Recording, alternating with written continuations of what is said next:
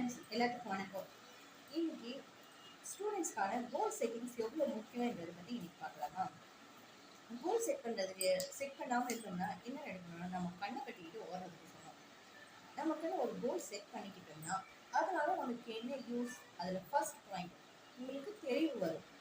என்ன பாடம் என்ன முடிக்கணும், நம்ம என்ன படிச்சிருக்கோம் படிக்கல அப்படின்ற ஒரு தெளிவு வரும். Next second point, time waste ஆகாது. நான் இது படிச்சிருக்கேன் இது படிக்கலன்னு தெரியும். தேவையில்லாமல் இன்ஸ்டாகிராம்லாம் ஸ்க்ரோல் பண்ணிட்டு ஒரு 4 நாள் வேஸ்ட் ஆகுறதோட நான் இதெல்லாம் படிக்கலையே வந்து படிக்கணுமே அப்படின்ற ஒரு தெளிவும் வரும், டைமும் வேஸ்ட் ஆகாது. அப்புறம் ஊந்துதல் தரும். தேர்ட் பாயிண்ட், ஊந்துதல் தரும்னா நான் இவ்வளோ படிக்கணும், சீக்கிரம் அதை படிச்சு முடிக்கணும், இவ்வளோ நேரத்துக்குள்ளே உள்ளது படிக்கணும் அப்படின்ற ஒரு கான்டாக்ட் கிடைக்கும் நமக்கு. அதனாலேயே வேகமாக படிக்கும்.